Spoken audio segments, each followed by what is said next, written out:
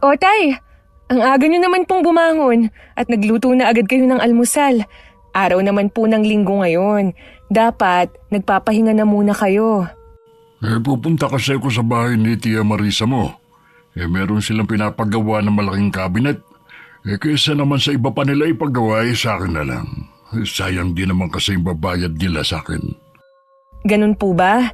Kaya pala ang aga nyo. Sabay na tayong mag-almusal. Hayaan mo na muna ang mga kapatid mong matulog. Wala namang pasok sa eskwela. Sige po tay, ako na lang din ang magtitimpla ng kape nyo. Siya nga pala. Nabalitaan ko sa iba nating kamag-anak na uuwi daw ang anak ng Tia Marisa mo mula Amerika. Dito yata magsa-celebrate ng birthday. Sa isang buwan na po ang birthday ni Ate Sofia. Di malapit na po siyang umuwi. Baka kasama din po niya yung nobyo niyang afam. Oo nga. Kaya din siguro nagpapagawa ng bakod ang tiyahin mo. Mabuti na rin siguro na pabakuran ng bahay nila. Alam niyo naman si Tia Marisa, takot puntahan ng mga tao. Takot puntahan ng mahihirap na tao. Kabisado mo na talaga ang ugali ng tiyahin mo. Ewan ko ba doon kay Marisa? Mula nung magkapera, nagbago na ugali. Mabuti na lang, mabaitan na pangasawa. Marunong makisama sa mga tao. Hindi po siya binago ng pera. Yun po talaga ang ugali ni Tia Marisa. Lumabas lang nang magkapera sila. Swerte nga po niya kay Tio Bernie. May pera na, ubod pa ng bait. Oo nga. Pero dapat hindi pa rin nawawala ang respeto niyong magkakapatid sa tiyahin niyo at sa iba pa nating kamag-anak. Oo naman po tay. Hindi naman po yun mawawala kahit ibang trato sa atin. Kahit na minsan nakakasama na ng loob. 5 taon nang biyudo si Itay. 3 lang kaming magkakapatid. Ang sumunod sa akin na si Jopet ay nasa 2 taon sa koleyo. At ang bunso namang si Nonoy ay nasa high school. Sa construction naman nagtatrabaho si Itay. Hindi na ako nakapagkoleyo noon dahil na rin sa kakulangan sa pera.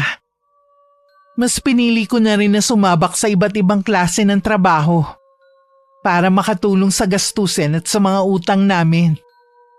Sa kabila ng hirap na nararanasan namin, hindi kami nawawala ng pag-asa na balang araw. Papabor din sa pamilya namin ng swerte.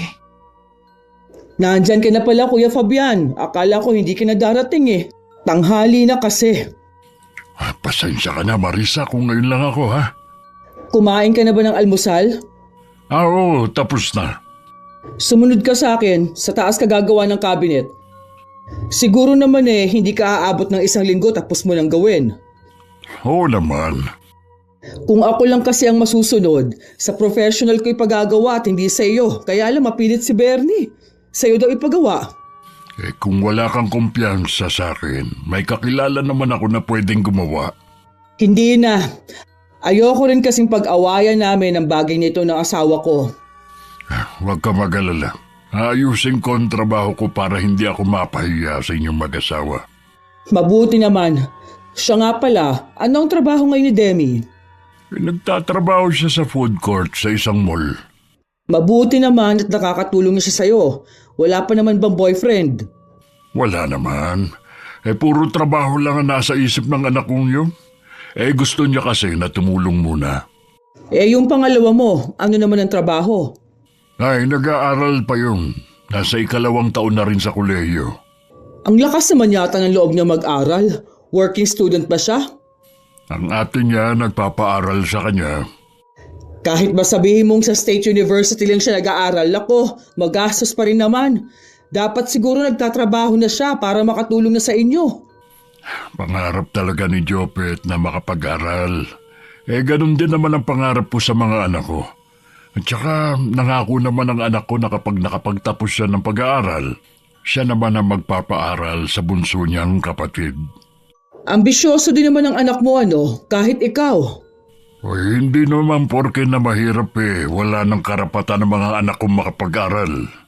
Ang ipinupunto ko lang naman Tama naman si Kuya Fabian. Hindi hadlang ang kahirapan para hindi makapag-aral. Mabuti nga ganun sila mag-isip Bernie, kanina ka pa ba dyan? Oo, narinig ko nga lahat ng pinag-usapan niyo ni Kuya eh. Ang sa akin lang naman, baka mahirapan si Kuya Fabian. Mabaon na naman sila sa utang gaya na nagkasakit ang asawa niya. Mabuti nga, nabayaran na nila lahat eh. Labas na tayo sa mga plano nila sa buhay. Hindi naman sila humihingi ng pera sa iyo eh. Oo nga pala, naalala ko may pupuntahan nga pala ako. Maiwan ko na muna kayo ha. Sige, mag-iingat ka. Pagpasensya niyo na ang asawa ko, Kuya. Umiiral na naman ang pagkamata pobre. Wala yun. Nasanay na naman ako sa pinsang kong yun. Pero kahit ganun siya magsalita, mabait naman. O paano yan? Maiwan na kita dito. Magpapadala na lang ako ng merienda mamaya kay Presi. Salamat nga pala at sa akin mo binigay ang trabahong ito. Malaking tulong din ito sa aming mag-aama. May tiwala kasi ako sa iyo na maganda ang kalalabasan ng cabinet na ipagagawa ko. Kung may kailangan ka, magsabi ka lang. Tuwing wala akong pasok sa trabaho, ako talaga ang nakatoka sa paglalaban ng mga damit namin. Tinutulungan naman ako ni Nonoy. Pero hindi si Jopet na abala sa pag-aaral kahit nasa bahay lang. Nakasaing na rin ako. At hinihintay na lang ang pagdating ni Itay para sana itanong kung ano ipapabili niyang ulam. Madilim na nung dumating siya. At may dalang mga tirang ulam mula sa bahay ng tiyahin ko. Malamang po si Tio Bernie ang nagpadala sa inyo, no? Oo. Wala naman daw kasing kakain kaya binigay na lang niya sa akin. Iinitin ko po ang iba. At yung matitira makikilagay po ako sa ref ng kapitbahay natin. Bibigyan ko na rin po sila. Oo nga, marami naman yan. Yung dalawa nga pala. Si Jopet po nasa kwarto nag-aaral. Si Nonoy naman po nagpaalam na maglalaro lang daw po ng basketball. Tinulungan ka naman ba sa paglalaba kanina? Opo, Tay. Kaya nga po pinayagan ko kumusta naman po ang maghapon niyo sa bahay ni na Tia Marisa? Ayos naman. Si Bernie lang ang nasa bahay nila kanina dahil yung mag-ina nasa labas pa. Babalik pa po ba kayo bukas sa kanila? Oo, tansya ko 3 araw ko yung gagawin. Mabuti nga't nakapag-extra ako habang hinihintay ko ang tawag ni Sir Herbert. Hindi po ba marami namang mga project ang boss niyo? Bakit nabakante kayo ngayon? Marami nga, kaya lang ang iba nasa malalayo. Nakiusap kasi ako sa kanya na ang ibigay na trabaho sa akin yung malapit lang para uwian pa rin ako. Mabuti naman po at okay lang sa boss niyo. Oo naman, mabait si Sir Herbert. Yun ang utang ko sa kanya nung nagkasakit ang inay mo. Hindi na niya pinabayaran. Tulong na daw niya yun sa atin. Mukha naman po talagang mabait siya. Nakita ko po siya nung burol ni inay. Sa edad niyang mahigit 30, matagumpay na siya sa mundo ng construction. Sa sobrang pagkasubsob sa trabaho, hindi niya yata naalalang manligaw. Ibig niyo pong sabihin, Tay, wala pa rin siyang pamilya? Minsan nga kapag maganda ang mood, binibiro ko na bakit hindi pa mag-asawa. Para meron na mag-aalaga sa kanya pag uwi niya galing trabaho. Sabi lang niya hindi pa daw dumarating ang babaeng magpapatibok ng puso niya. Tingin ko po, Tay, pihikan sa babae ang boss niyo. Yun din ang palagay ko. Mainit na ba yung ulam? Ay, opo, Tay. Ibibigay ko lang po ito sa kapitbahay natin at tatawagin ko na rin si Nonoy. Sige, ako na maghahain para pagbalik niyo ikakain na tayo. Nakasalubong ko na rin naman si Nonoy habang papunta ako sa court. Naliligo pa siya sa sariling pawis.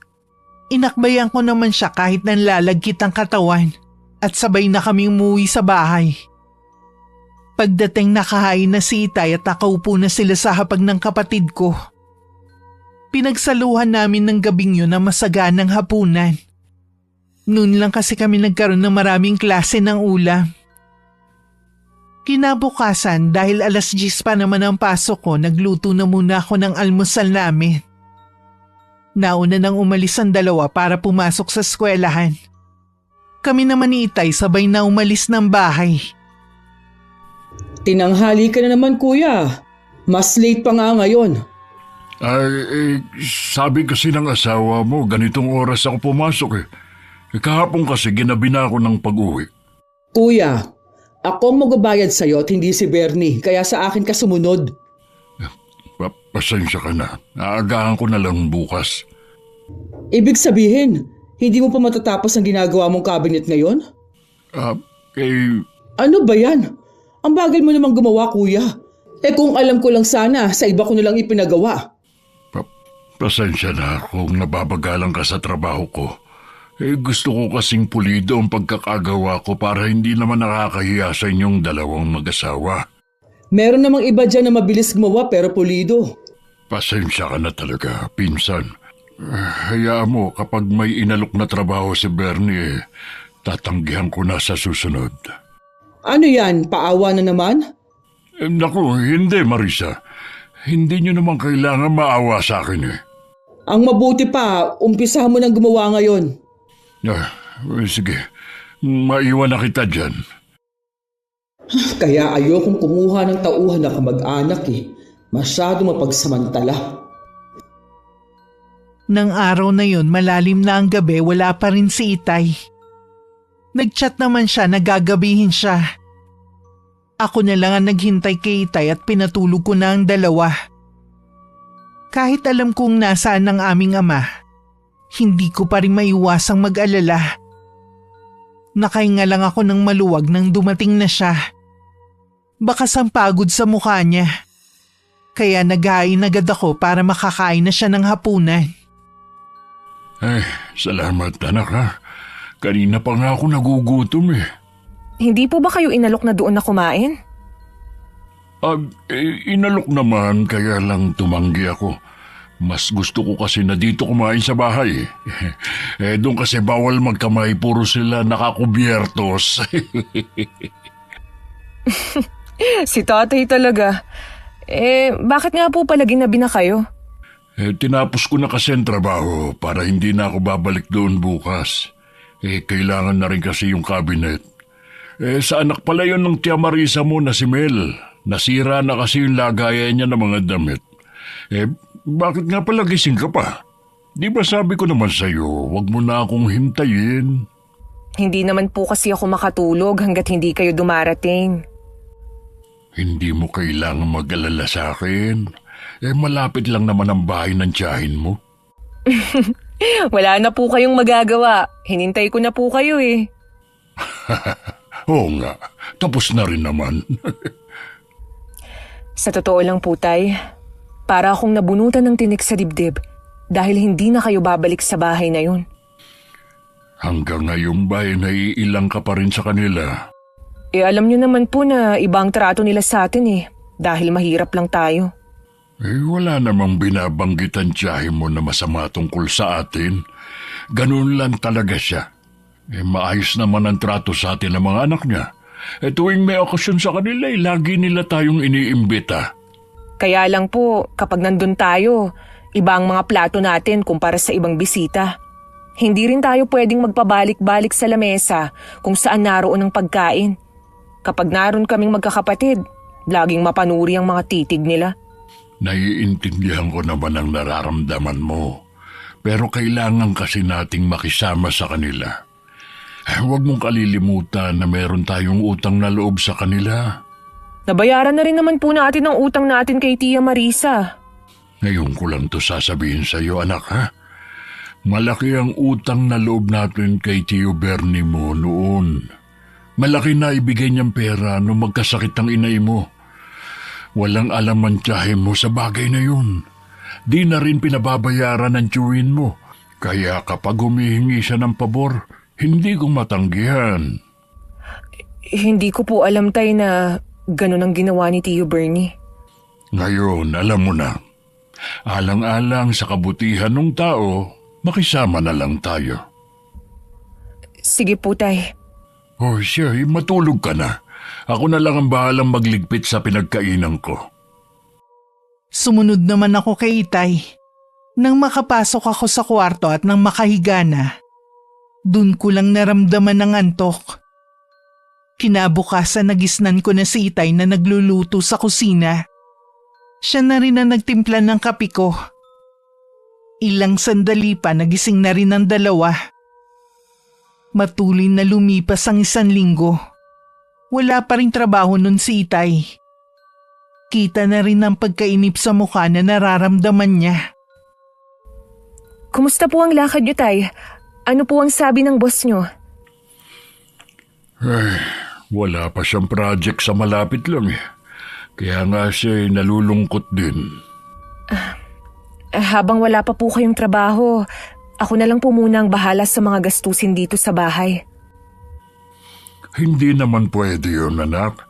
Ako ang padre de pamilya sa bahay na ito. Hindi tama na sa'yo namin lahat iasa. Pansamantala lang naman po habang wala pa kayong trabaho. Parang gusto ko na nga tanggapin yung inaalok ni Sir Herbert sa akin eh.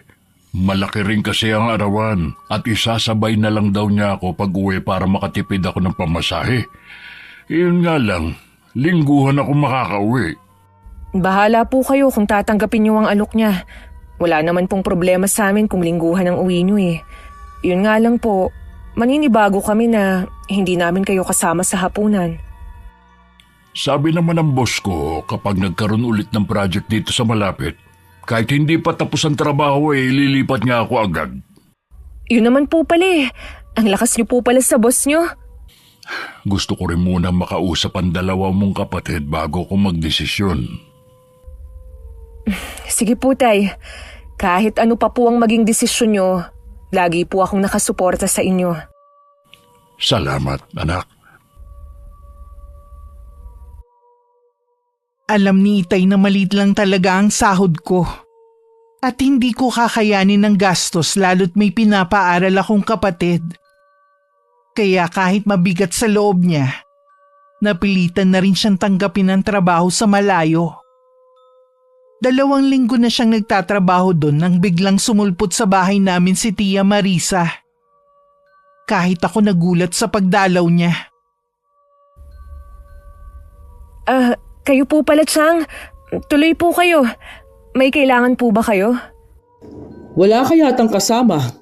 Ako nga lang po ngayon sa bahay Nabanggit nga pala ng Itay mo na nag-aaral ang mga kapatid mo. Buti nakakayanan mo. Opo, hati naman po kami ng gastusin ng Itay. Nasaan nga palang Itay mo?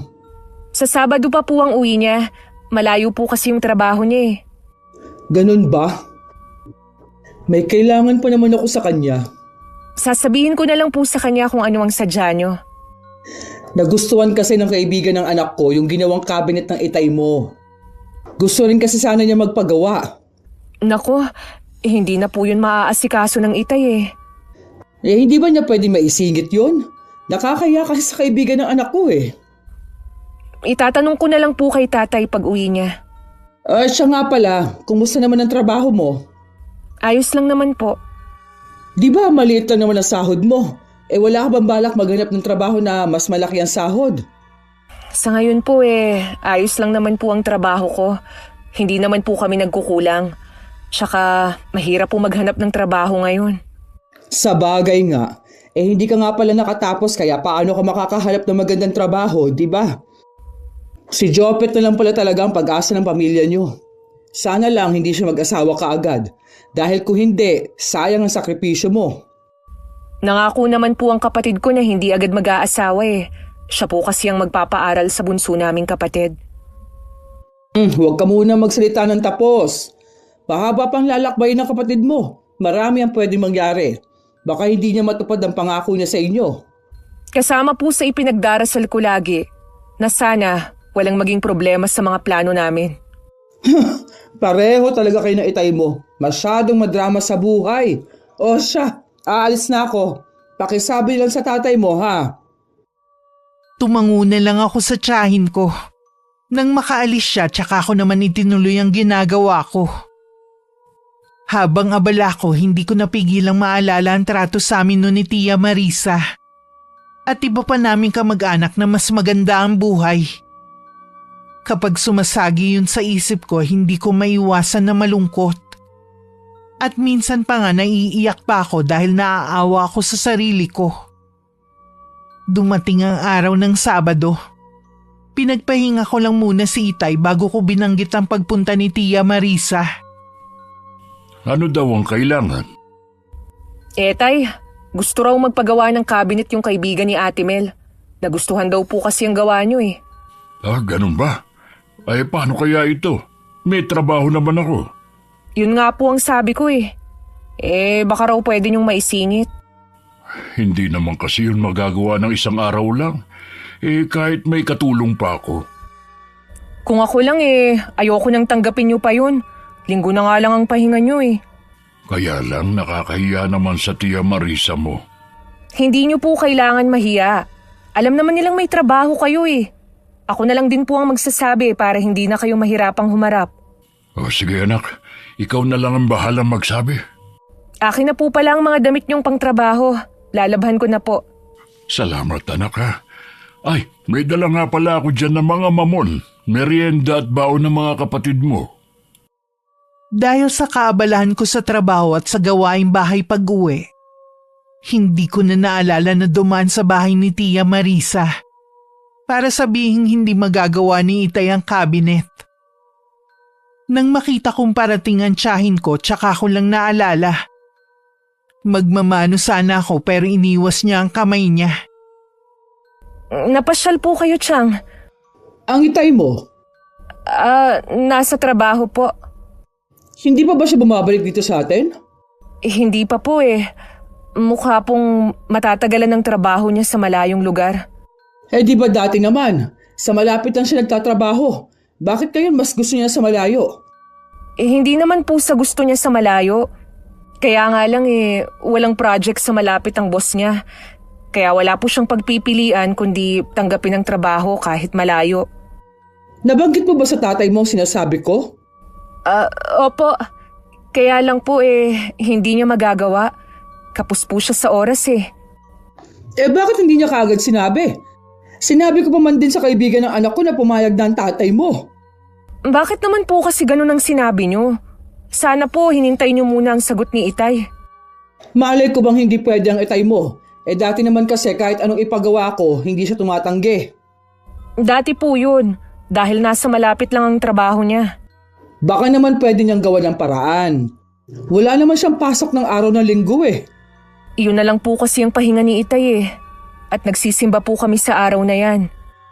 Bakit ba ang hirap ng pakiusapan ng ama mo ha? Nagmamalaki na yata siya ngayon Baka nakakalimutan ninyo noong mga panahong walang-wala kayo. Hindi naman po kami nakakalimot, Chang. Gusto naman po kayong pagbigyan ni Itay Yun nga lang po wala siyang oras. Hindi ba siya pwedeng umabsent sa trabaho kahit 2 araw lang? Babayaran naman siya ng kaibigan ng anak ko. Ayoko mapahiya ha? Mas nakakahiya naman po sa boss ni Itay. Matagal na po siya doon. Kung hindi lang ako malalagay sa alanganin hindi ako makikiusap ng ganito. Kung ganon, okay lang po na malagay sa alanganin si Itay basta wag lang kayo. Masyado naman po yata kayong makasarili, Chang. Malaki po ang utang na loob namin sa inyo, oo. Pero hindi naman po yata tama na ipilit niyo ang gusto niyong mangyari. Aba, sumasagot ka na sa akin ha? Hoy, baka nakakalimutan mo kung sinong kaharap mo. Nawawalan ka na ng respeto Palibasa kasi, wala kang pinag-aralan. Pasensya na po, Chang. Hindi ko naman po sinasadyang makapagsalita ng hindi maganda sa inyo. Ang tatay mo na lang ang kakausapin ko. Para akong nanghina na makaalis ang tiyahin ko. Siguradong ipagkakalat niya sa iba naming kamag-anak ang ginawa kong pagsagot sa kanya. Ang inaalala ko si Itay. Sigurado kasi na siya ang mapagsasabihan. Hindi ko na rin maiwasang mapaiyak dahil sa sinabi niya na wala akong pinag-aralan.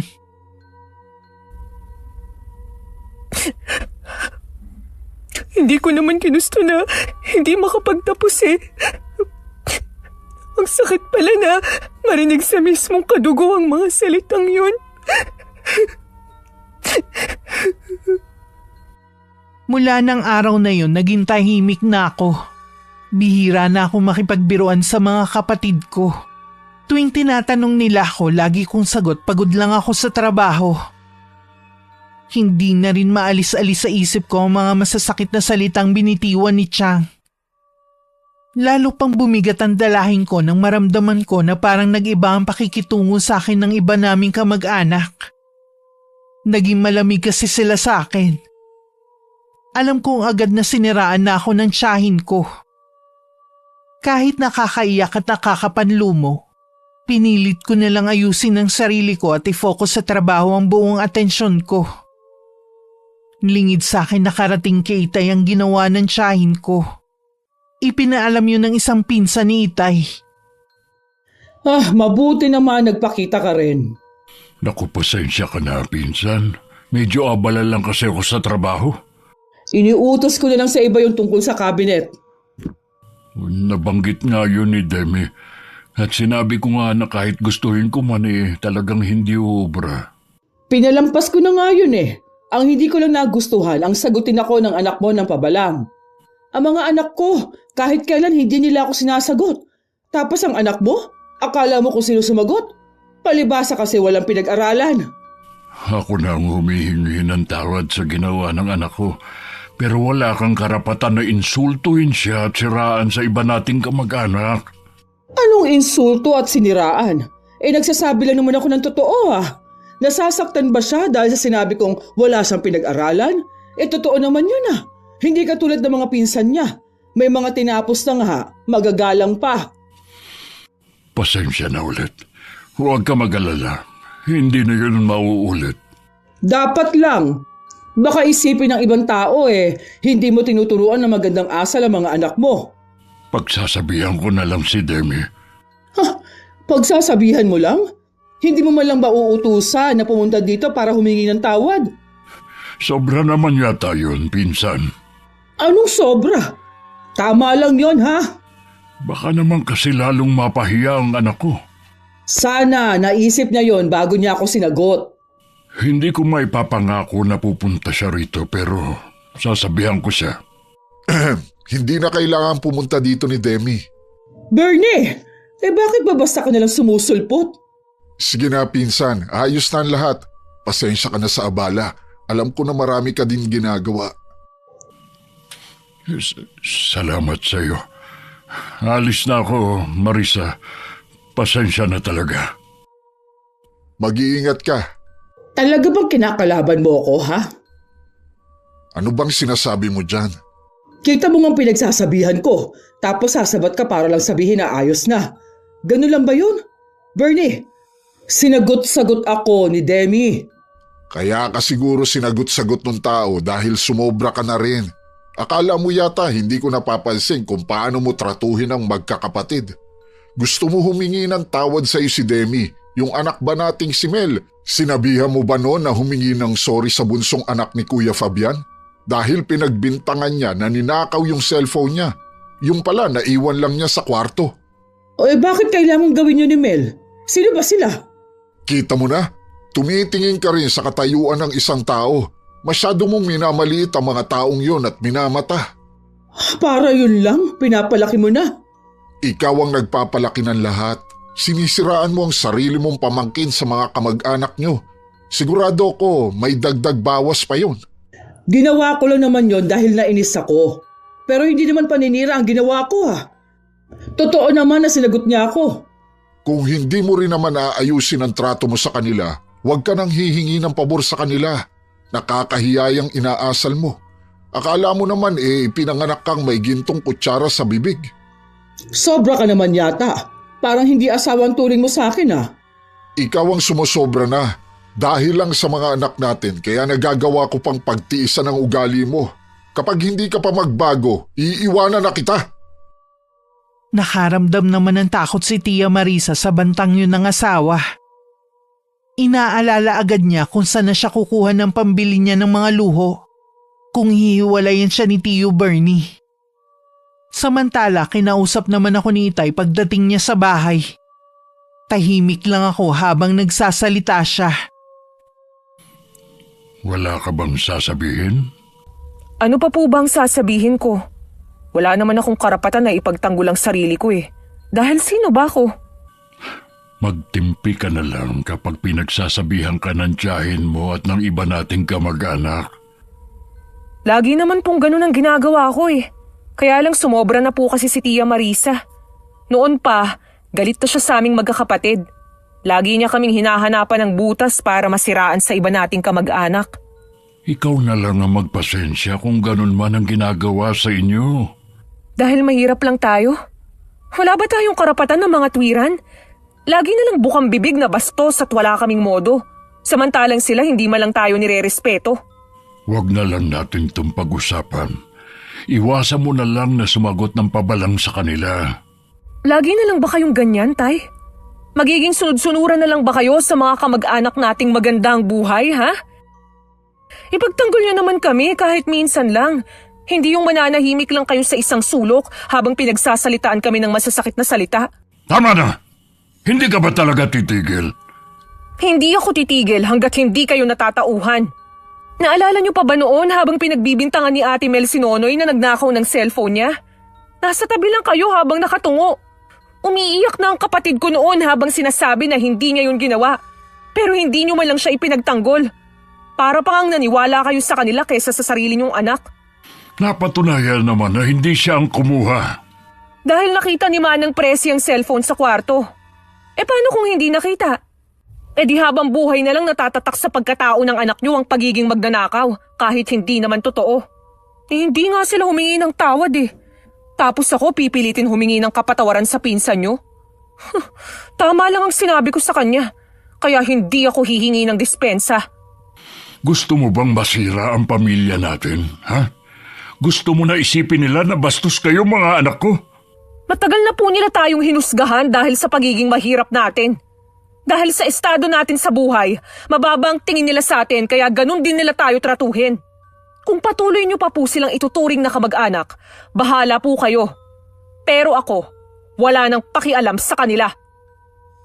Masama pa rin ang loob ko kay Tay. Hindi pa rin siya nagbabago. Mas mahalaga pa rin sa kanya ang sasabihin ng mga kamag-anak namin. Gusto niya maganda ang maging imahin niya sa mga yun kahit isakripisyo pa niya kami. Hindi man lang niya kami ipagtanggol sa kanila. Kung siya madaling makalimot, ako hindi ko makakalimutan kung paano kami trinato na parang basahan. Sa katagalan nagkaayos na rin kami ni Itay dahil na rin sa mga kapatid ko.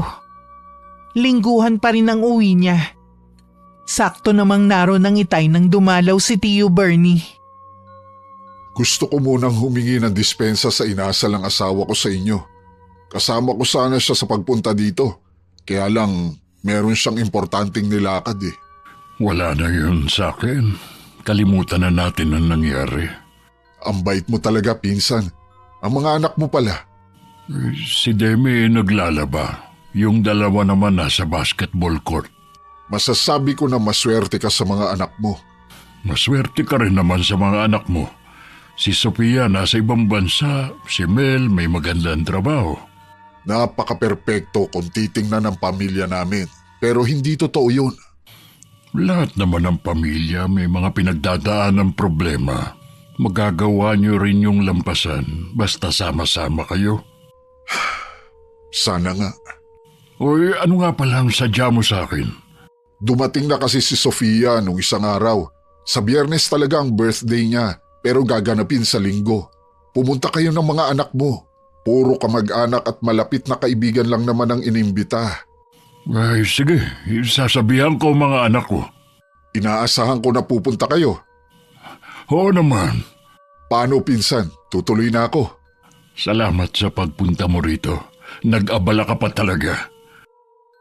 May kalahating oras din nagtagal sa amin si Tio Bernie. Excited naman na nagkwento si Itay na dumating na si Ate Sofia galing ibang bansa. Tahimik lang naman kami magkakapatid. Nang umalis na si Itay para pumasok sa trabaho, nun lang naglabas ng saloobin ng mga kapatid ko. Sinabi ko naman yun kay Itay nang makauwi siya sa bahay namin. Uy, bakit naman ayaw sumama nun dalawa? May trauma pa po kasi hanggang ngayon si Nonoy. Natatakot daw siya na baka maulit na naman yung nangyari dati.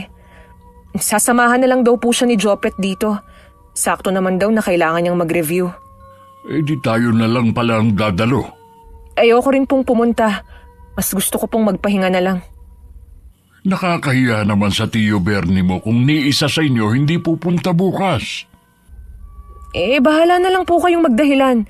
Hindi naman po mapapansin kung wala kami.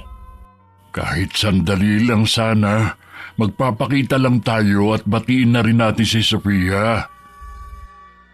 Nahihiya rin po kasi ako na humarap sa mga kamag-anak natin eh. Sigurado po ako na hindi pa rin nila nakakalimutan ng mga sinabi ni Tia Marisa. Huwag mo na lang silang pansinin. Ang importante naman hindi natin pinahiya ang Tio Bernie mo.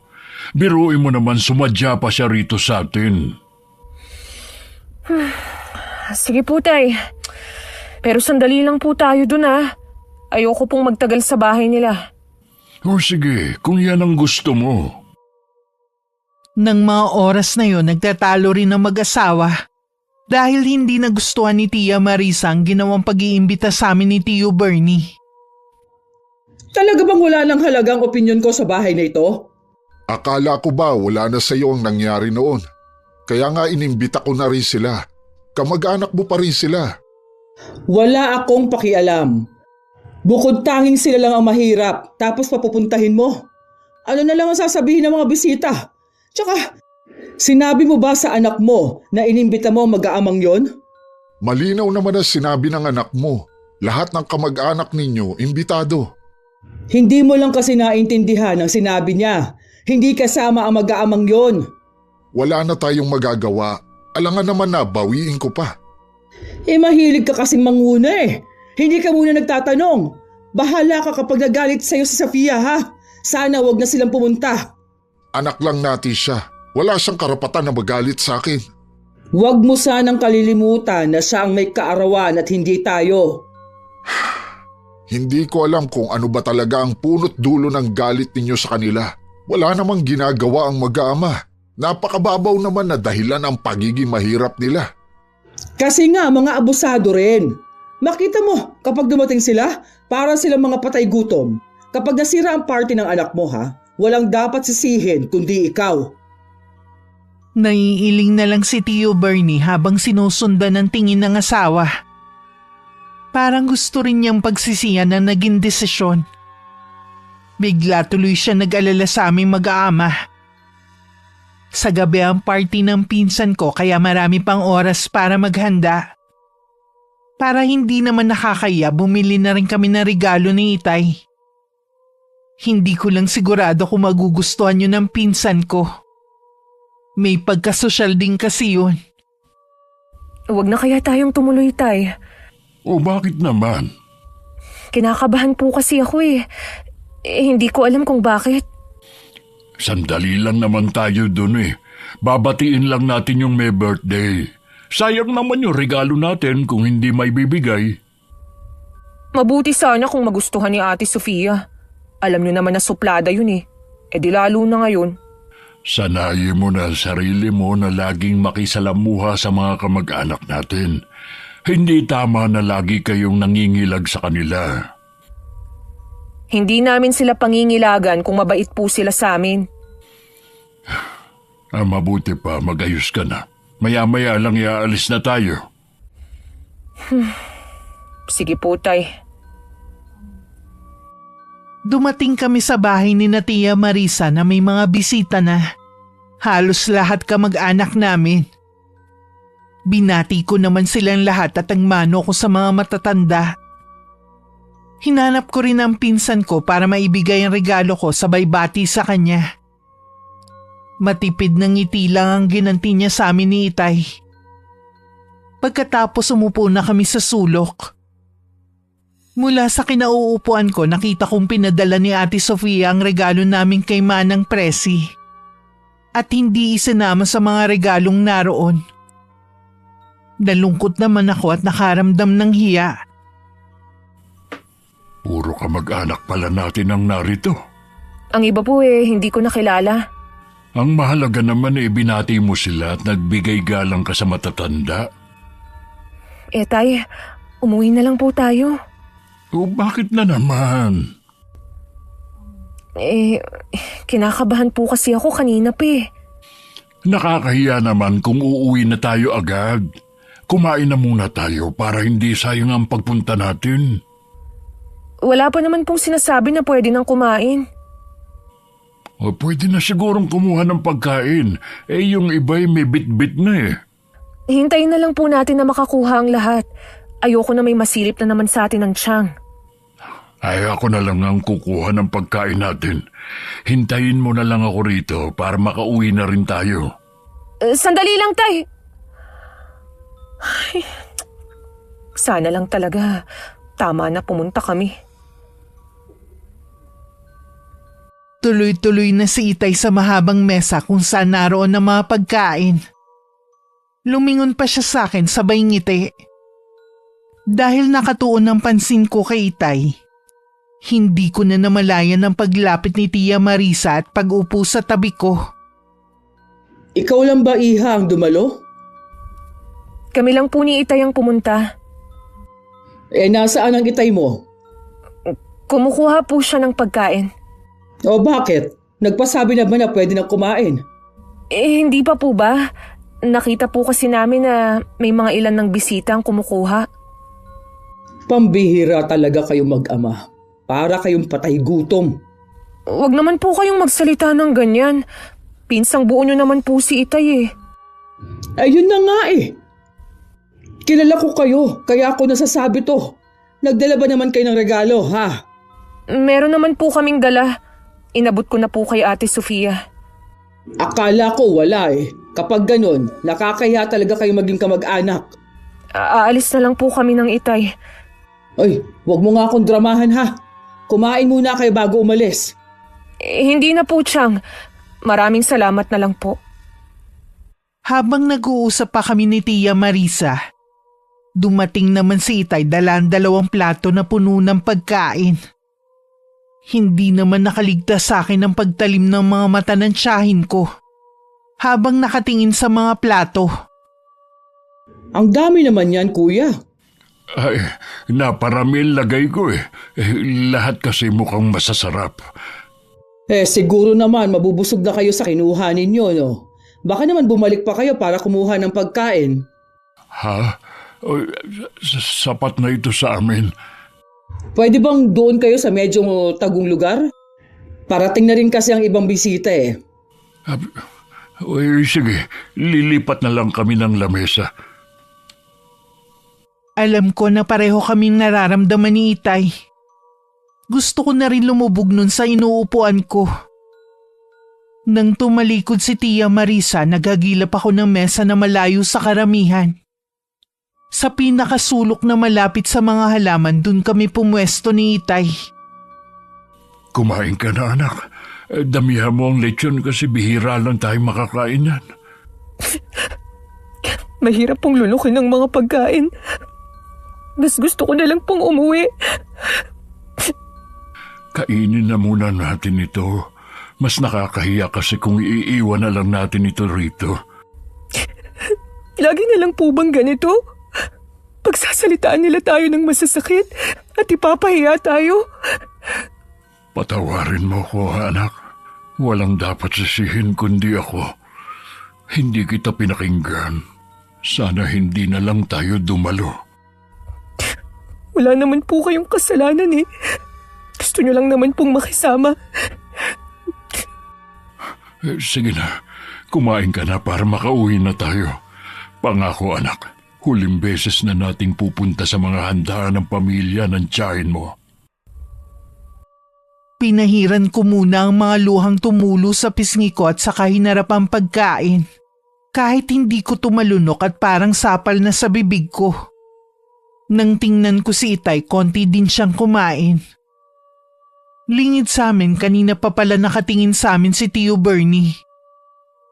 Nang hindi na siya nakatiis, lumapit na siya sa amin. Bakit nandito kayong mag-ama? Ang layo ninyo sa mga bisita. Ay, ayos lang kami rito. Magpapaalam na rin kami sa'yo. Hindi na kami magtatagal. Salamat sa pag-imbita mo sa amin. Pamilya kayo, kaya hindi ninyo kailangan magpasalamat. Ikaw, Demi, bakit ka umiiyak? Bigla po kasing sumama ang pakiramdam ko. Kaya uuwi na lang po kami. Nakita ko na kinausap kayo ni Marisa. May sinabi ba siya sa inyo? Wala naman. Tinanong lang niya kung bakit kami lang ang pumunta. Lahat kami natuon ng pansin sa tiling ng tiyahin ko. Namumula ang mukha niya sa galit habang palapit sa amin. Dinuro-duro pa niya ako nang makalapit. Ikaw, ninakaw mo ang wedding ring ko. Kayo lang ang mahirap dito kaya walang ibang gagawa nun kundi ikaw. Chang, hindi ko po magagawa yun. Sinungaling! Pumasok ka lang sa pamamahay namin na wala na agad ang wedding ring ko. Huwag mong pagbibintangan ang anak ko. Hindi ko sila pinalaki na malikot ang kamay. Ipakukulong kita kapag hindi mo inilabas ang singsing ko. Baka naman kung saan mo lang nailagay. Hanapin na lang natin. Sigurado ako na kinuha ni Demi ang singsing ko. Walang ibang gagawa nun kundi siya. Suot ko pa yun kanina. Kaarawan ng anak natin. Huwag mo naman sanang sirain. Kung ayaw mo na tuluyang masira ang party ng anak mo, paalisin mo ang mag-amang yan. Nakakahiya magkaroon ng bisitang magnanakaw. Haalis na kami ng anak ko. Salamat sa pag-imbita sa amin. Pasensya na kayo, Kuya Fabian. Demi. Huwag kang humingi sa kanila ng pasensya. Dapat nga sila ang humihingi ng kapatawaran sa atin eh. Parang gusto ko nilang maglahong parang bula dahil sa mapanghusgang tingin sa akin ng mga naroon. Paglabas ng gate, napahagulgol na lamang ako ng iyak dahil sa matinding pagkapahiya. Tana, anak. Alam ko namang hindi mo yun magagawa. Ang sama niya para ipahiya ako sa maraming tao. Tapos gusto pa niya akong ipakulong. Wala naman akong ninanakaw eh. Malinis ang konsensya natin. Alam ng Panginoon na wala tayong ginagawang masama sa kapwa natin. Hindi ko makakalimutan ang ginawa ni Tia Marisa sa akin. Tayo nang umuwi. Nang mapatapat kami sa basurahan, nakita namin doon ni Itay ang dala naming regalo. Kinuha ko yun. At napakuyom na lang ako dahil sa matinding galit. Ni hindi man lang tiningnan ang laman at basta na lang tinapon. Pagdating sa bahay, nagkulong lang ako sa kwarto. Si Itay na lang ang nagkwento sa dalawa sa totoong nangyari sa party. Buong gabi kong iniyakan ang pangyayaring yun. Akala ko dun na matatapos. Naikalat na rin pala ng tiyahin ko ang nangyari. Pakiramdam ko lahat na lang sa akin nakatingin. Ang pinakamasaklap na walan ako ng trabaho. Kapitbahay ko kasi ang nagpasok sa akin. Sinumbong niya ako sa amo ko. Ba't maaga kang umuwi ngayon? Wala na po akong trabaho, Tay. Tinanggal ako dahil magnanakaw daw ako. Ano ka mo? May nagsumbong po sa amo ko tungkol sa nangyari sa party. Makakahanap ka rin ng bagong trabaho. Mas maganda at malaki ang sahod. Huwag ka nang umiyak, anak. Bakit puro na lang kamalasan ang nangyayari sa akin? Hindi yan totoo, anak. Pagsubok lang ito sa atin. Puro na lang ba tayo pagsubok? Habang sila umaangat at tinatapakan ng mga katulad natin? Nonoy, ikuha mo ng tubig ang ate mo. Ayoko ng tubig. Hindi yan ang magpapakalma sa akin. Magpahinga ka na lang muna sa kwarto mo. Sinira nila ang buhay ko. At reputasyon na yun lang ang meron tayo. Naniniwala ako sa karma. Darating din ang araw na mapaparusahan sila sa ginagawa nila. Walang araw at gabi na hindi ako umiiyak. Ito ang namana ko sa aking ina. Mahina ang loob at madaling maapektuhan ng problema. Lagi lang akong tulala at minsan hindi ko makain. Labis na ang pag-aalala sa akin ni Itay at mga kapatid ko. Isang araw dumalaw si Tio Bernie. Nasa duyan lang ako noon at nakatingin sa kawalan. Walang reaksyon sa nangyayari sa paligid ko. Anong nangyayari kay Demi? Ilang araw na siyang ganyan. Sinusubuan ko na nga lang para kumain. Palagay ko masyado siyang naapektuhan sa mga nangyari. Natanggal din kasi siya sa trabaho. Hirap na rin siya makapag-apply. Pina-check up niyo na ba siya? Nakakaranas daw ng matinding depresyon ang anak ko. Madalas hindi na siya natutulog sa gabi. Sa araw ganun din. Minsan bigla na lang siyang iiyak dahil naiisip niya na hindi siya nakakatulong sa akin. Kung kailangan niyo ng tulong, magsabi ka lang at ako na ang bahala. Asawa mo ang dahilan kung bakit nagkaganyan ang anak ko. Hindi ko kailangan ng tulong mula sa iyo. Pinagsabihan ko na rin si Marisa sa ginawa niya. Wala rin siyang balak na magsampa ng reklamo. Dapat ko bang ipagpasalamat yun? Walang kasalanan ng anak ko. Wala siyang ninakaw na kahit na ano. Hindi ako magnanakaw, Tay! Hindi! Hindi totoo ang ibinibintang nila sa akin! Hindi ka magnanakaw, anak. Alam namin yun. Halika na sa loob ng bahay. May biskwit doon. Magmerienda ka muna, baka nagugutom ka na. Di ba sabi ng doktor, bawal kang magutom? Ayoko ng biskwit. Gusto ko ng tinapay. Ay, sige. Meron din doon. Teka, ikukuha kita. Inasikaso muna ako ni Itay bago niya muling hinarap si Tio Bernie. Tinawag din niya ang kapatid kong si Nonoy para bantayan ako. Lagi ba siyang ganoon? Oo. Para bang gusto niyang takasan ang realidad dahil sa sakit ng kalooban na naranasan niya. Tanggapin mo na itong pera. Huwag mo nang tanggihan. Lahat ng tulong ibibigay ko. Sabihin mo lang, pinsan. Salamat sa iyo. Ang layo talaga ng ugali mo kay Marisa. Sana sa iyo na lang nagmana ang mga anak mo. Magkahalong awa at galit ang nararamdaman ni Tio Bernie ng mga sandaling yun. Matinding awa dahil sa kalagayan ko. Galit dahil sa ginawa ni Tia Marisa.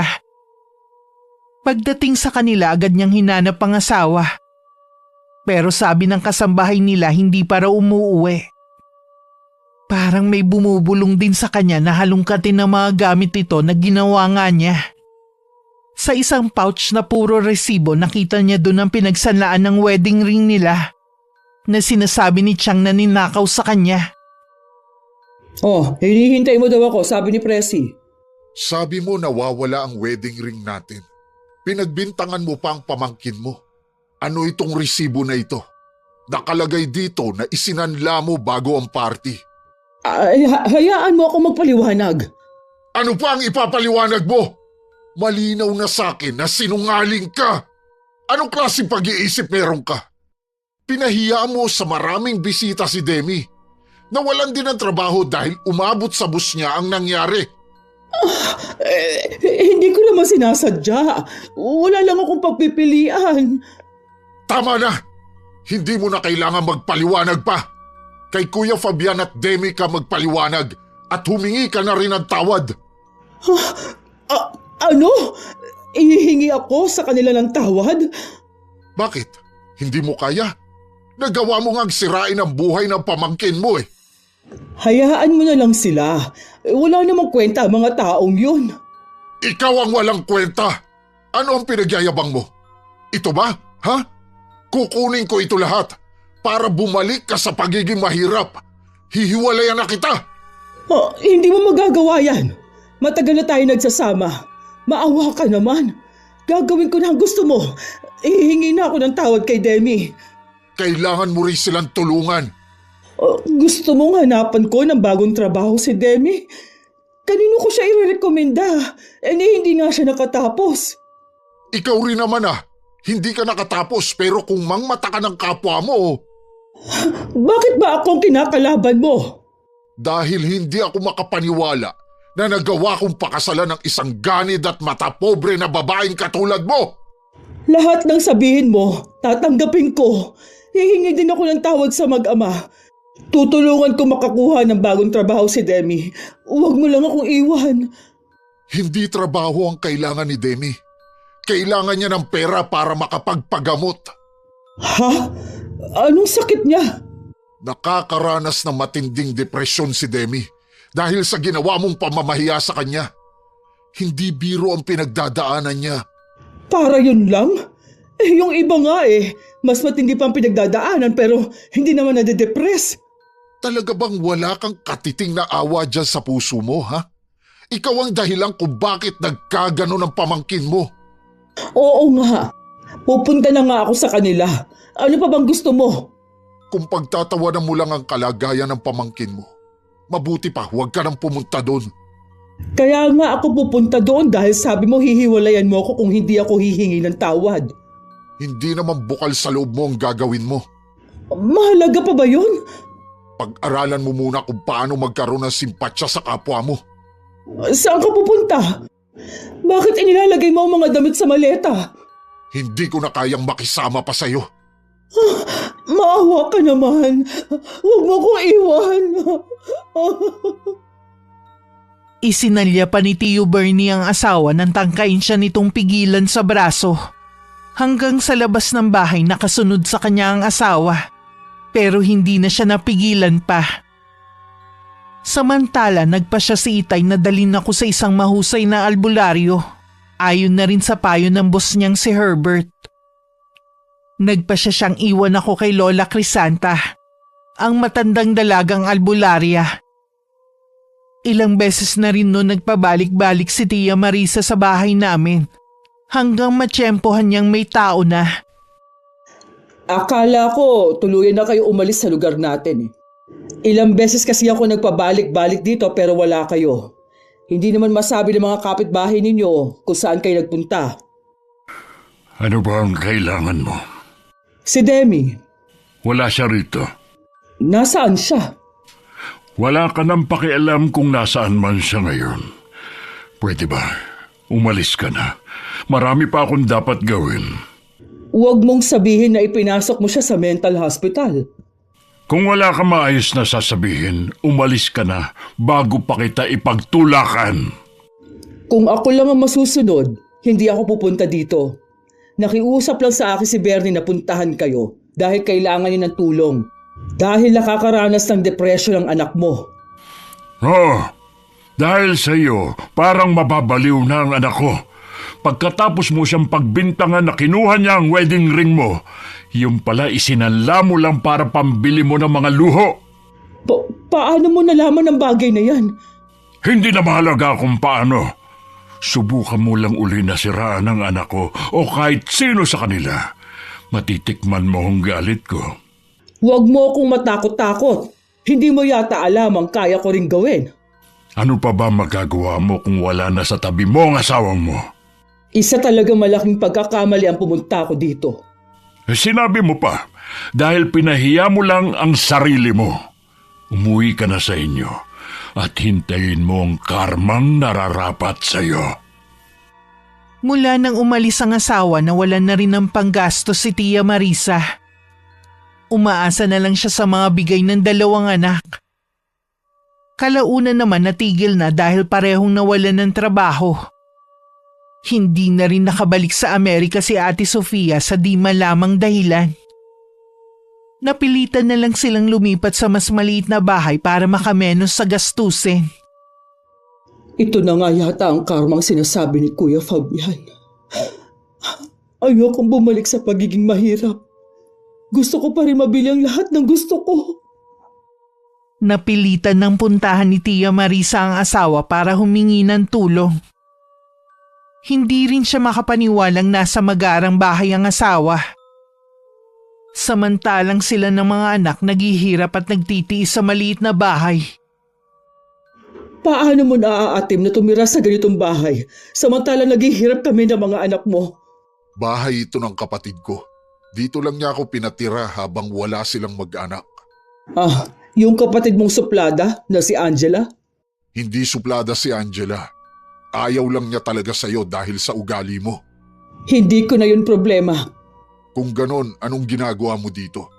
Bernie, maawa ka naman sa amin ng mga anak mo.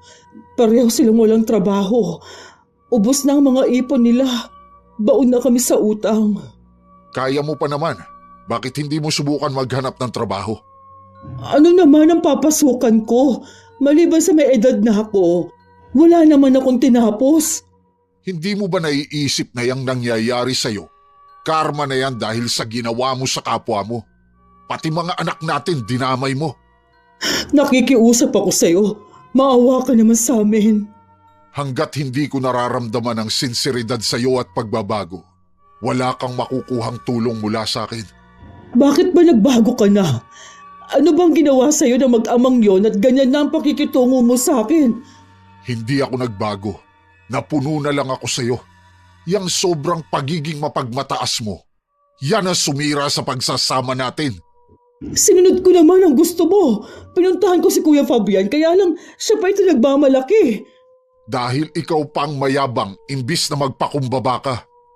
Ikaw ang may malaking kasalanan sa kanila. Huwag mo sanang kalilimutan yun. Laylay ang balikat na umuwi na lang sa kanilang bahay si Tia Marisa. Pagdating naabutan niyang umiiyak ang mga anak. Iniwan na raw ng nobyo si Ate Sofia dahil nalaman nito ang ginawa niya sa akin. Maging si Ate Mel iniiwasan na rin ng mga kaibigan. Nakakatakot daw baka sila naman ang pagbintangan ng ina. Pero hindi naniniwala ang tiyahin ko na yun ang dahilan. Malamang na hindi lang matanggap ng nobyo at mga kaibigan na naghihirap na sila. Dahil wala na mapagkuhanan ng panggastos, napilitan na rin ang tiyahin ko na tumanggap ng labahin at mamalansya. Samantala kahit magaling na ako, ayoko pa rin umalis sa poder ni Lola Crisanta. Doon lang kasi ako nakaramdam ng katahimikan. Pero lagi ko pa rin naaalala ang nangyari sa akin. Iniisip mo kung paano ka makakaganti sa tiyahin mo, no? Paano niyo po nalaman na yun ang laman ng isip ko, Lola? Madali lang naman basahin ang isip ng tao. Lalo ka na. Hindi kasi ako matahimik. Tingin ko, hindi ako makakabalik sa dati kong buhay kung hindi ako makakaganti sa tiyahin ko. May alam ako kung paano ka makakaganti. Kailangan lang masidhi ang kagustuhan mong iparanas sa taong yun na puot dyan sa puso mo. Paano po ako makakaganti? Sa pamamagitan ng kulam. Bibigyan ko siya ng malalang karamdaman na kahit sinong doktor, hindi siya mapapagaling. Kulam? Marunong po kayong mangulam? Oo, iha. Pero pinipili ko lang kung sinong tutulungan ko. Ngayon nasisiguro mo ba gusto mo pa rin gumante? Opo, Lola. Gusto kong kulamin yung si Tia Marisa. Gusto kong maramdaman niya ang paghihirap ko noon. Yung kahihiyan na hindi ako makatingin ng diretso sa mga tao. Gusto kong maranasan niya kung paano iwasan. Sa gabi ng pagbilog ng buwan, isasagawa ko ang orasyon. Salamat po, Lola. Dahil sa inyo, makakapaghiganti na rin ako sa taong yun. Lagi naman akong dinadalaw ni Itay at mga kapatid ko. Nakikita nilang hiyang sa akin ang pagtira sa probinsya. Nalaman ko rin na nag-working student ang kapatid ko para kahit papano, hindi na siya umasa sa tatay namin. Talaga bang ayaw mo pang sumama pa uwi sa bahay? Sorry po, Tay. Hindi pa po ako handang harapin ng mga tao sa atin. Tsaka, dito ko lang po naranasan ang katahimikan eh. Sige, hindi na kita pipilitin. Alam ko naman na hindi ka pababayaan ni Aling Crisanta. Inaalagaan niyo po akong mabuti. Para na rin po akong nagkaroon ng isang ina o lola sa katauhan niya.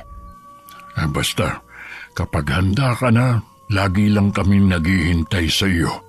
Opo, Tay. Namimiss ko na rin naman kayo eh. Kaya lang, mas nangingibabaw ang takot ko. Lagi mong tatandaan, anak. Hindi ka namin pababayaan ng mga kapatid mo, ano man ang mangyari. Alam ko naman po yun. Masaya ako na kahit gaano pa kaabala si Itay at mga kapatid ko, nagagawa pa rin nila akong dalawin. Bala ko naman nang umuwi pagkatapos maisagawa ang paghihiganti ko. Nang makauwi nga si Itay, muling dumalaw sa kanya si Tia Marisa. Ano na naman ang ginagawa mo dito? Nakita ko kayong dumating. Dinalaw niyo siguro si Demi. Bakit hindi niyo pa isinasama pa uwi? Masaya na ang anak ko kung nasaan man siya ngayon. Kaya tigilan mo na ang kakatanong ng tungkol sa kanya. Pamangkin ko naman siya. Wala naman sigurong masama kung kukumustahin ko siya. Alam ko naman na gusto mo lang makichismis sa nangyayari sa kanya, hindi dahil nagmamalasakit ka. Dapat siguro, ikaw ang kumustahin ko. Kumusta na ba ang bagong buhay mo? Pansamantala lamang ito. Babalik din sa dati ang buhay naming mag-iina. Matayog ka pa rin sa kabila na bumagsak ka na. Ano ba ang gusto mo? Gayahin ko kayo? Hindi ko sinabi na gayahin mo kami. Ang gusto ko, lumayo ka na sa amin. Patahimikin mo na kami. Paano ko gagawin yun? Kayo nga ang ugat kung bakit na bagong buhay namin eh. Dahil sa inyo, nagalit si Bernie at iniwan kami. Kami pa talaga ang sinisisi mo? Hindi ka pa talaga natatauhan sa karma na nangyayari sa'yo? Hindi karma ang tawag dito. Sinusubukan lang ako kung hanggang saan ang itatagal ko. Hindi ako susuko katulad ng anak mong nabaliw. Walang hiya ka talaga. Napakasama mo. Ngayon lang ako nakakilala ng taong natutuwa sa kapahamakan ng ibang tao. Huwag ka magalit kuya kung nagsasabi lang ako ng totoo. Hindi ka ba talaga aalis? Hintayin mo ako't kukunin ko ang itak ko. Bahala nang makulong basta maipagiganti ko lang ang anak ko. Huwag kuya! Nababaliw ko na rin yata. Kung hindi ka pa aalis, ibabaon kong itak na ito sa katawan mo. Nagtatakbo naman sa takot palayo si Tia Marisa. Nang araw na yon, nagpa siyang Itay na umalis na sa bahay na yon. Para na rin hindi sila guluhin ng tiyahin ko. Naisip na rin na ibenta yun ni Itay para makapagsimula kami ng bagong buhay. Hindi lang si Itay ang ginugulo ng tiyahin ko, maging si Tio Bernie. Nang sumunod na araw, bumisita ulit sa kanya ang asawa. Ano na naman ba ang kailangan mo? Nabigyan ko na ng trabaho ang mga anak natin. May trabaho na nga sila. Hindi naman sila nagbibigay ng panggastos sa bahay. Kausapin mo na lang sila. Alangan naman na sila ang masunod kaysa sayo. Ang titigas ng ulo nila. Hindi ko alam kung saan ako nagkamali ng pagpapalaki sa kanila. Wala namang perpektong pagpapalaki. Pero sana tinuruan mo sila kung paano maging mabuting tao. Lagi na lang talaga sa babae ang sisi kapag mali ang pagpapalaki sa mga anak. Hindi kita sinisisi. May mali rin ako. Dapat nun pa pinutol ko na ang sungay nila para hindi na sana sila lumaking mapagmataas. Pero naisip ko, namamana nga siguro ang ugali. Sa'yo kasi nila nakuha ang ugali nilang yun. Huwag na lang natin silang pag-usapan. Ang gusto ko sana, magkaayos na tayo. Pasensya na, hindi mangyayari ang gusto mo. Mas masaya at kontento na ako na nakalaya sa'yo. Hindi kaya meron ka ng ibang babae? Walang ibang babae.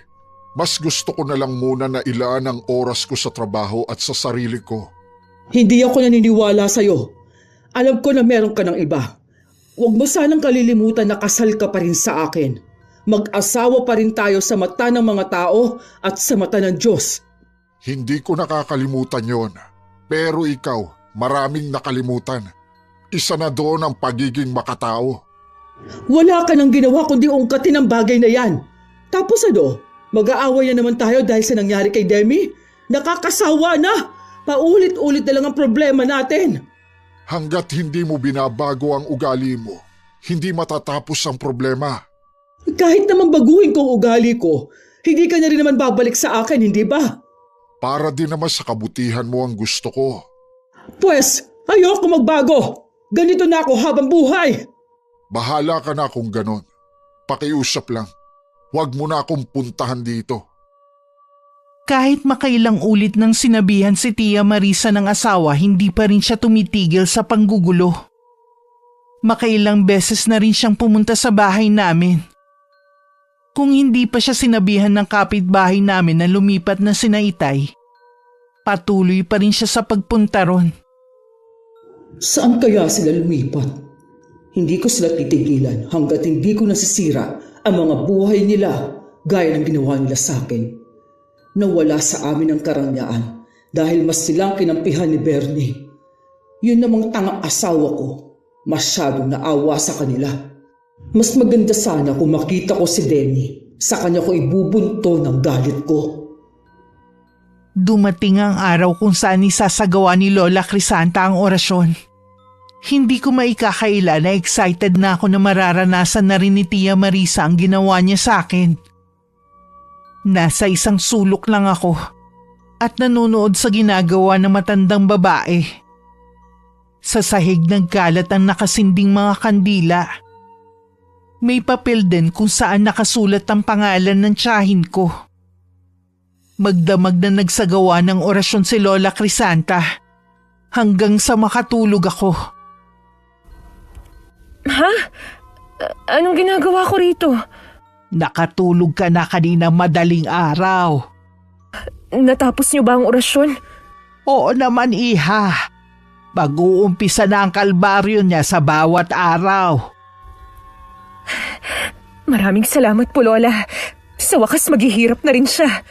Dahil sa ginawa ko, makakaramdam ako ngayon ng matinding pagkahapo. Matanda na kasi ko kaya madali na mapagod. Ayos lang po ba kayo, Lola? Oo naman, pahinga lang ang kailangan ko. Ako naman po ang mag-aalaga sa inyo. Huwag niyo na po munang isipin ang mga gawain dito sa bahay. Salamat, iha. Para na rin ako nagkaroon ng apo sa katauhan mo. Ganon din po ako. Para na rin akong nagkaroon ng lola sa presensya niyo. Kapag bumalik ka sa inyo, piliin mo pa rin na ibalik ang dati mong buhay, ha? Huwag ka patatalo sa mga pagsubok na darating sa'yo.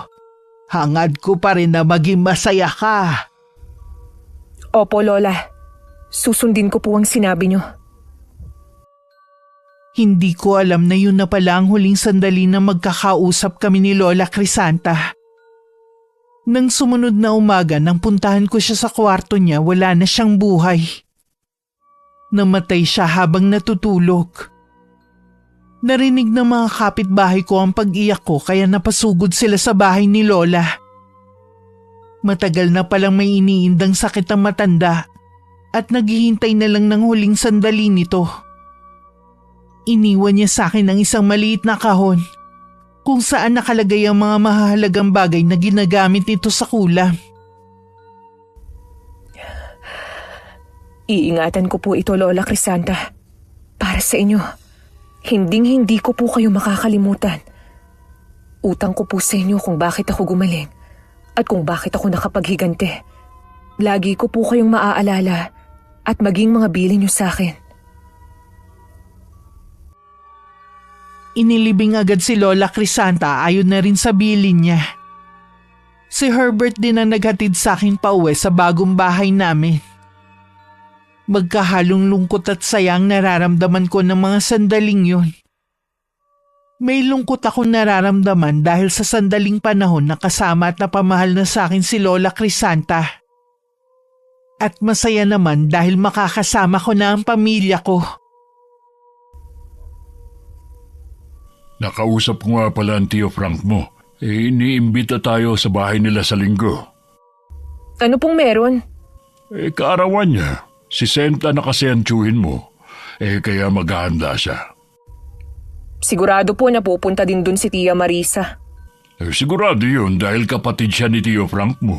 Ayos lang naman kung hindi ka sasama. Ayaw din naman ng mga kapatid mo. Sasamahan ko na po kayo, Tay. Sigurado ka ba, anak? Opo, Tay. Gusto ko rin kasi siyang makita Huwag kang mag-alala. Hindi ka na niya magagawang ipahiya pa dahil alam na ng lahat ang ginawa niya. Sigurado po ako na kinakarma na siya dahil sa ginawa niya. Wala na silang bahay at kasambahay. Maliit na bahay na lang ang tinitirhan nila. Hiniwalayan na kasi siya ng asawa niya. Hindi pa po sapat yun, Tay. May iba pa akong karmang hinihintay na mangyari sa kanya. Anong karma naman ang tinutukoy mo? Yung matinding sakit na dadapo sa kanya. Yung kahit pinakamagaling na doktor ay hindi siya magagawang pagalingin. Hayaan na lang natin ang Panginoon na magparusa sa kanya. Sinabi po ng mga kapatid ko na hindi pa rin daw nagbabago si Tia Marisa. Lagi pa rin daw kayong ginugulo, kaya napilitan kayong lumipat ng bahay. Totoo naman. Kung hindi lang ako nagtitimpi, baka masaktan ko na siya kaya kami na lang ng mga kapatid mo lumayo. Mula ngayon, ako na po ang haharap sa kanya. Hindi ka na ba maaapektuhan sa presensya niya? Hindi na po. Matapang na ako ngayon. Malaki nga ang naitulong ni Aling Crisanta sa iyo. Hindi lang po niya ako pinagaling. Marami din po siyang itinuro sa akin. Hindi ko po siya makakalimutan habang nabubuhay ako. May mga gabi na tinitingnan ko ang kahon na iniwan sa akin ni Lola Crisanta. Meron pala dong libretang itim. Iniisip ko na pag-aralan yun. Baka kasi yun ang gusto na matanda kaya niya sa akin iniwan. Dumating ang araw ng linggo. Mga kamag-anak lang palang inimbita ni Tio Frank. Pagkatapos kong maibigay ang regalo ko at bumate, umupo na ako sa isang tabi. Kinumusta rin ako ng mga pinsan ko. Naramdaman ko naman ang senseridad sa mga pagtatanong nila. Sa di kalayuan naroon ang tiyahin ko. Mapanuring tingin na naman ang binabato niya sa akin. Lumapit ako at saka ko siya binate.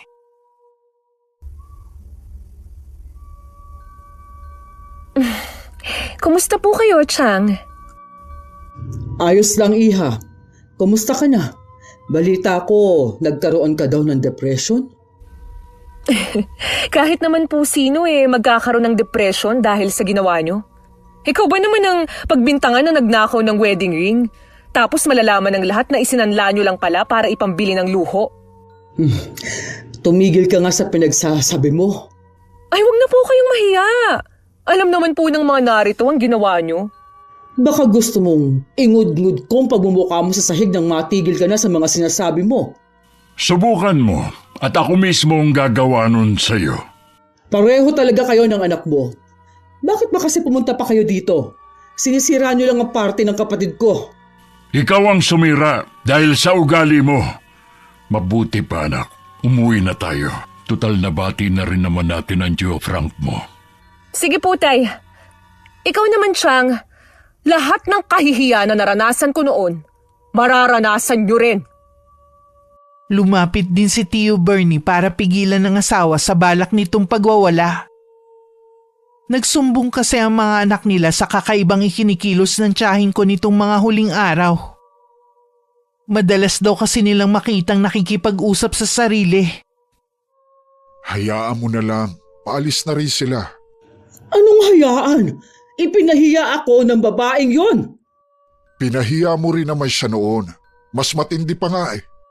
Tama lang naman yun sa kanya dahil mahirap lang sila. Buti nga sa kanya at nabaliw siya.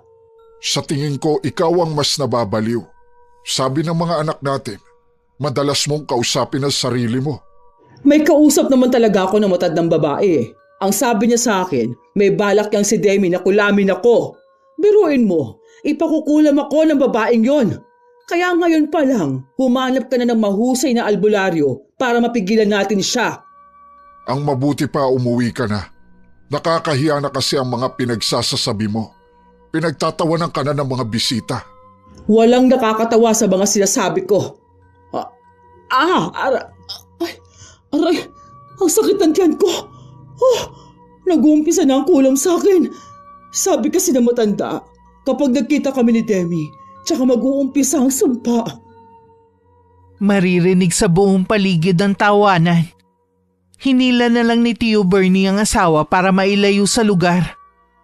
Sumama na rin ang dalawa nilang anak dahil sa sobrang hiyang nararamdaman.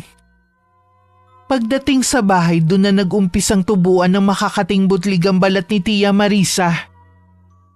Nang mga sumunod na araw, naging magaspang na ang balat niya. Naging kulubot na rin ang kanyang muka. Tumawag sa akin ang mga anak natin. Ano bang nangyayari sa'yo?